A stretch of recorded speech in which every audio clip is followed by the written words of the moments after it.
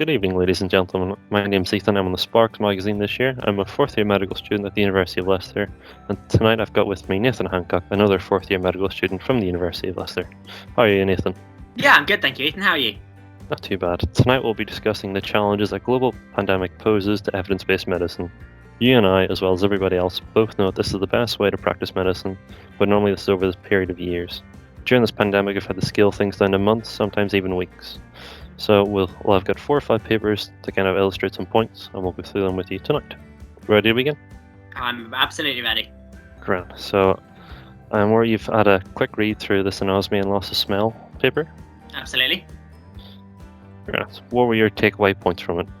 So, I think the first thing to say is, when we're responding to something like COVID, we've got to consider why we care about something. So, why do we care about anosmia? Well, although we know from this paper that the symptom can be persistent and can go on for quite some weeks, that is debilitating to patients because, of course, actually a large part of how much you taste is through what you smell. This tends to be a transient symptom, and I think it says somewhere in the paper will clear up in about 4 weeks in a good proportion of cases. But the reason we care about this from a public health standpoint, I suppose, is because this is a symptom that patients can readily appreciate and that may spark them into going to get a test, for example. And so the research element of this is working out how reliable a symptom is this. Is this sufficiently specific to mean that you get your COVID positive patients through the door, but you don't overwhelm the testing infrastructure by having lots of people who've got loss of their sense of smell, so things like the common cold coming through? I think that's going to become an increasing challenge actually going into the winter, where lots of people will get these other non-COVID upper respiratory tract viruses that can cause something like anosmia. And just to mention for everyone listening, it's not here right now. We're recording this on the 15th of October, so we're currently approaching the winter season. Absolutely. And reading through the paper, there's one piece of information I've jotted down really, is that actually the vast majority of people, when this paper was written, who did have anosmia also had one of the other symptoms that the NHS regard as the classical symptoms. And in case people are watching this down the line when these lists have undoubtedly changed, the big ones they care about at the moment are new continuous cough, shortness of breath, and a fever on top of anosmia. And actually what this paper summarizes is that lots of people who do develop anosmia also have one of those other 3 symptoms. But about 16% of people have anosmia as the only symptom. So I think it's definitely something that's appropriate to have people coming to seek testing for where that testing infrastructure allows. There is probably going to start to be some pressure for other things like a broad range of rashes coming to represent potential COVID infection. So I think it's definitely a watch this space. I think we could have other indications for state-sponsored COVID testing coming in the future. But actually, this is perhaps less a discussion about whether something is a reliable symptom of COVID, or more about what allows us to use that limited testing resource we have to the best of our ability. And even from that, you mentioned things about reliable symptoms. You and I both worked through the pandemic, myself at A&E, yourself in wards around Northamptonshire. Okay. I've seen a number of patients come in coughing up a lung and insisting that this isn't a new cough, or they're not actually coughing. So not only do we have to base on the symptoms that we can find over the course of weeks, but also try and take people's words for it as well. Absolutely. I couldn't agree more. All right, we've got a second 2 papers now to discuss. First on Remdesivir and the second on Dexamethasone. We'll take Remdesivir first. Absolutely. So I think thinking about our early adoption of Remdesivir is actually quite emotional. It was the first thing I sort of remember from the news cycle of, oh my goodness, this is potentially a massive treatment. And I think there was quite a bit of political interest, both here and in the States. And there are, in this paper, this is a review paper, and it takes into account 2 potential trials. If we go down, I think, Ethan, there's some information about them. Yep. And so there's the ACTT1 trial that was published in the New England Journal of Medicine. I think is the journal with the highest impact factor in the world. It's an incredibly respected publication. And that was the sort of fulcrum around which this paper was published. And what this paper says, if I remember it well, and that's been I suppose, confirmed in the final peer-reviewed copy of that ACTT1 paper that's only relatively recently been published, is that actually Remdesivir statistically significantly improves time to symptom improvement / resolution, but doesn't have a statistically significant mortality benefit per se.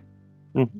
Also, the thing with Remdesivir we have to remember is that it's not a treatment for everybody who develops COVID.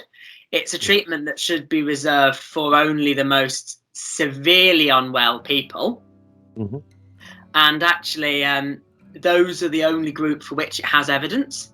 I think that's incredibly important for us as medics to understand, is that not all evidence is made equal, and you've got to be careful to not overly generalize. What I mean by that is, if something is proven to work and have an impact in in a particular group of patients, for example, the severely ill, we can't necessarily say that that will apply to less severely ill people, even if perhaps logic would be on our side in that regard. And I think there are some other treatments that perhaps logically seem like they would work. Hydroxychloroquine springs to mind. We know that there's some in vitro action, but oftentimes a lot of these rather promising drugs or interventions do fail to translate in into an actual patient group. So going back to what you said at the start about having to condense a process that usually takes about a good few years down to a few months, is that steps like really in-depth animal testing potentially and very small trials are being done very, very quickly, and perhaps we're not fully understanding how something behaves in a living organism, so we're perhaps relying on in vitro evidence too much and then getting a little bit disappointed when it doesn't translate well into actual patient outcomes. So I think Remdesivir is something that does have promise, but the important thing to take away from it, from that most recent good quality trial published in the New England Journal of Medicine, is that, as it says on here, this is not something for mild to moderate coronavirus, and it's something that actually does reduce the duration of symptoms. So I don't know how that would actually affect patients. We certainly know that people who are in intensive care with COVID can become incredibly frail and sarcopenic when ventilated.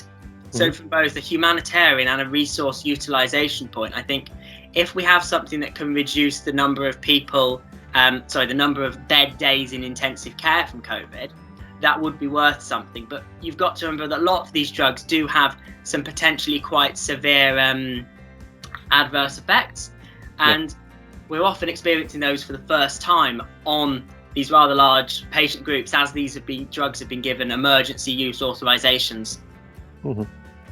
And just the point you mentioned earlier about things being used in the most severely sick patients.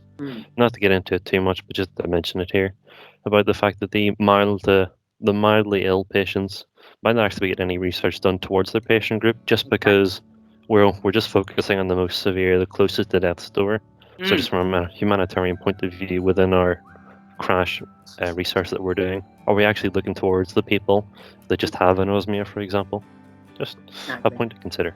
And I think that's the thing. We've realised that I think it's become more something in the public domain, actually, that running a healthcare system is actually based on this sort of collective ethic of, we need to keep the system standing and we need to conserve our most scarce resources like intensive care beds, because that does benefit the greater good. And it means that if any of those people who were in that mild to more severe symptom group were to develop more severe symptoms, that there'd be that bed resource available.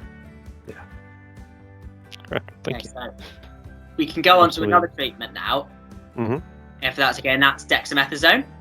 So dexamethasone is something that really excited me when this came out. This might sound really sad, but although I wasn't able to recruit patients to the recovery trial, I went through the training required to recruit patients to the recovery trial. And the thing that I take away is actually this is a really, really good quality trial. It's been set up incredibly well. And what's fantastic about this is the sheer number of hospitals that have become involved in this. So if I remember, Northampton, where I was working, there was actually a relatively small district general hospital at one point, was number 4 in the country for recruiting patients to this trial. What's fantastic about it is it was something that everybody sort of got around, and I think Leicester was, UHL Trust might have even been the top recruiting trust to the trial.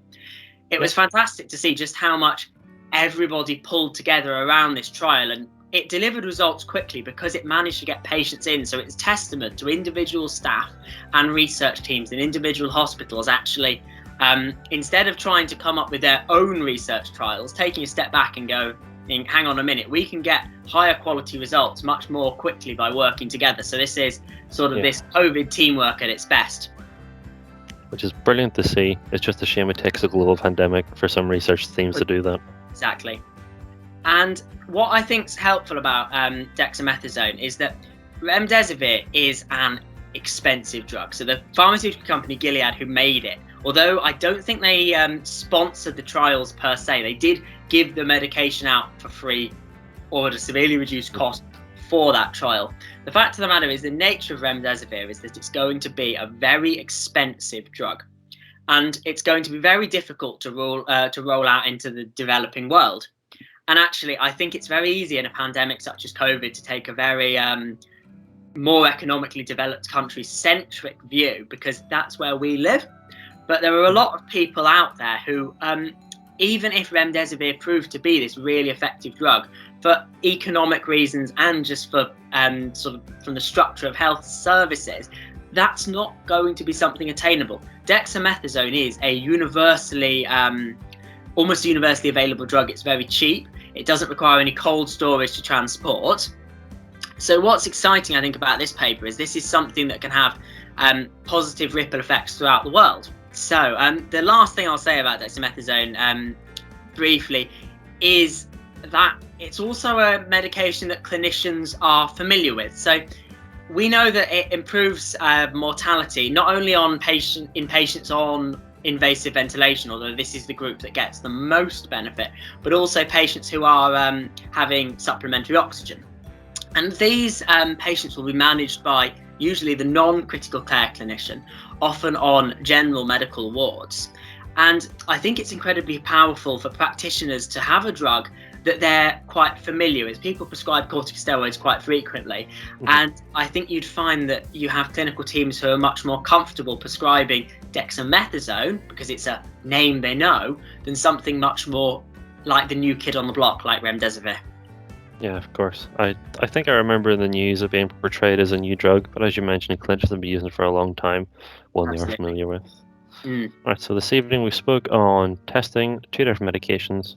We'll move to an article from the EMJ, which actually started this talk off, which is what to believe and what to change in evidence-based medicine during a pandemic.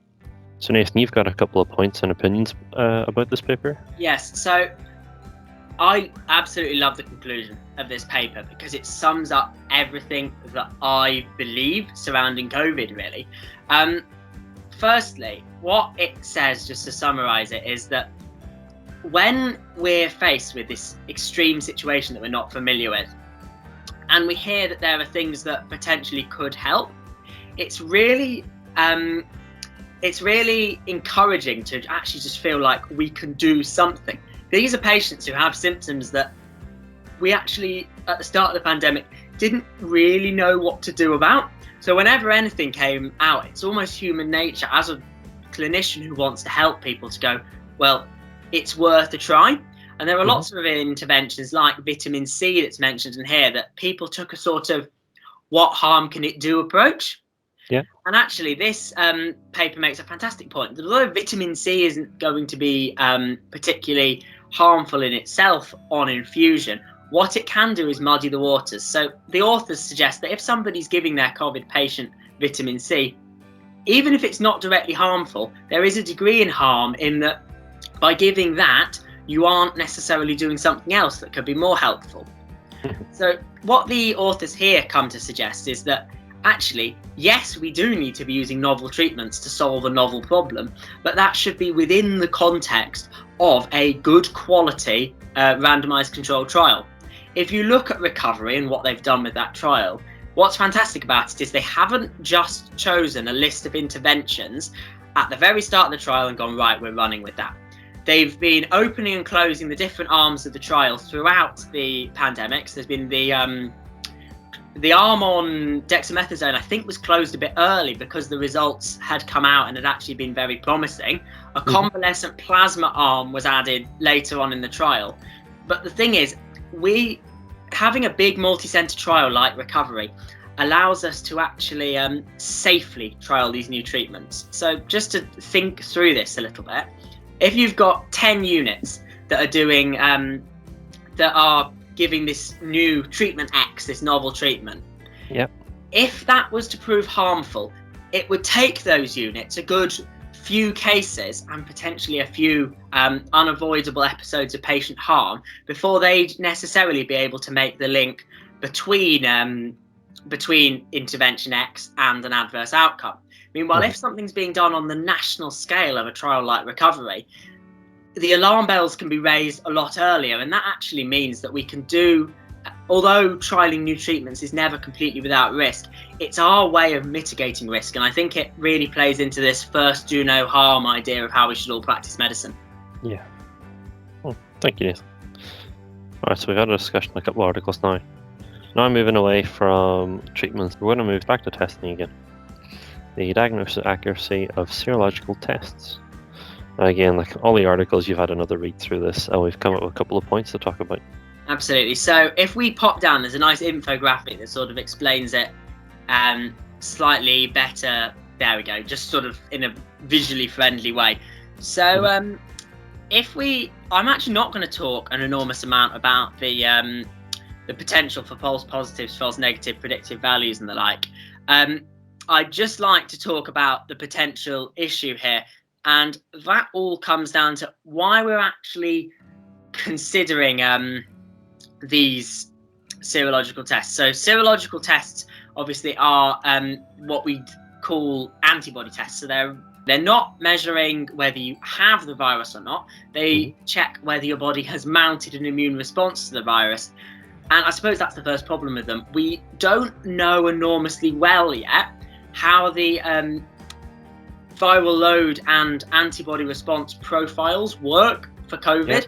So we don't know enormously well, although there's some work starting to come out, exactly how many days after you develop it would your IgG response come up, for example.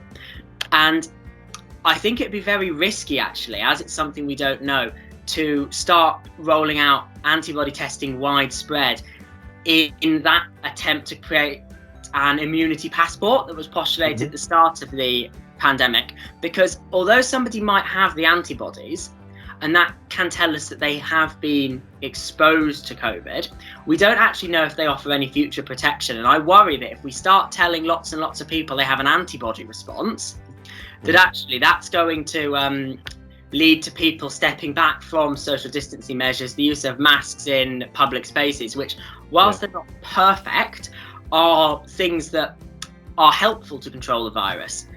And these lateral flow immunoassays that it mentions on here look a little bit like a pregnancy test, and they're the point of care tests that can deliver results in minutes as opposed to a number of hours. The problem with those, if you have a look at them, these are some of the least accurate antibody tests.